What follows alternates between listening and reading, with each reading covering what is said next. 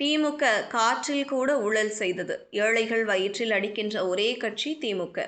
EPS விமர்சனம். வணக்கம் செய்திப்புணல் நேயர்களே. அதிமுக பொதுச் செயலாளர் எடப்பாடி பழனிசாமி மக்களை காப்போம், தமிழகத்தை மீட்போம் என்ற பெயரில் சுற்றுப்பயணம் மேற்கொண்டு வருகிறார். அந்த வகையில் பெரம்பலூர் மாவட்டம் குன்னம் சட்டமன்ற தொகுதியில் எடப்பாடி பழனிசாமி பொதுமக்கள் மத்தியில் நேற்று உரையாற்றினார்.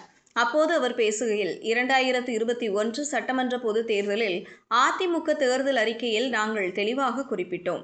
சட்டமன்ற பொதுத் தேர்தலில் அதிமுக சார்பாக தேர்தல் அறிக்கையை வெளியிட்டோம். நீங்கள் வேண்டுமென்றால் படித்து பாருங்கள். அப்போது தெளிவாக நாங்கள் சொன்னோம், அதிமுக ஆட்சிக்கு வந்தால் குடும்ப அட்டைக்கு 1500 ரூபாய் கொடுப்பதாக சொன்னோம். ஆனால் முதல்வர் மு.க.ஸ்டாலினும் அவருடைய சகாக்களும் வேண்டுமென்றே திட்டமிட்டு பொய்யான செய்தியை கவர்ச்சிகரமாக பேசி வாக்குகளை பெற்று கொள்ளைப்புறத்தின் வழியாக ஆட்சியை பிடித்துவிட்டார்கள். திமுக ஆட்சிக்கு வந்த பிறகு கொடுக்கப்பட்ட வாக்குறுதிகளில் இன்னும் முழுமையாக நிறைவேற்றவில்லை. 10% வாக்குறுதிகள் தான் நிறைவேற்றியிருக்கிறார்கள்.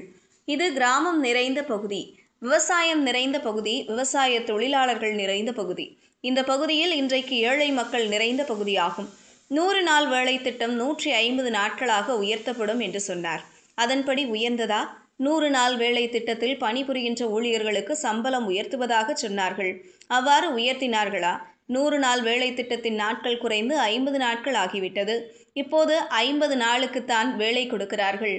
முதல்வர் மு.க.ஸ்டாலின் எப்படி ஏழை மக்களை ஏமாற்றுகிறார் என்பதை எண்ணி பார்க்க வேண்டும்.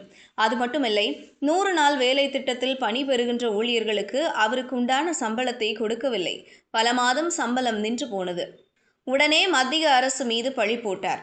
நாங்கள் மத்திய அமைச்சரை சந்தித்து பேசிய போது மத்திய அமைச்சர் சொன்னார், எனக்கு இன்னும் கணக்கே கொடுக்கலைங்க, எல்லாம் பொய்க்கணக்கு எழுதியிருக்கிறார்கள், ஊழல் செய்திருக்கிறார்கள், கணக்கு கொடுத்தால்தான் நாங்கள் பணம் கொடுக்க முடியும் என்று சொன்னார்.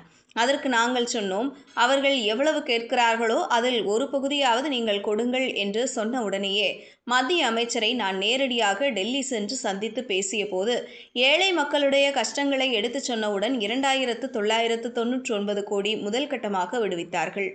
100 நாள் வேலை திட்டத்தில் மிகப்பெரிய மோசடி நடந்திருக்கிறது, மிகப்பெரிய ஊழல் நடந்திருக்கிறது. அதனால்தான் மத்திய அரசு உரிய நேரத்தில் பணத்தை நம் மக்களுக்கு கொடுக்க முடியவில்லை. இவர்கள் உரிய முறையில் கணக்கு கொடுத்திருந்தால் நமக்கு வரவேண்டிய பணம் உரிய நேரத்தில் வரும். ஏழைகள் வயிற்றில் அடிக்கின்ற ஒரே கட்சி திமுக கட்சி, திமுக அரசாங்கம் என பேசினார். இதுபோன்ற செய்திகளை தெரிந்து கொள்ள செய்தி புனலுடன் இணைந்திருங்கள்.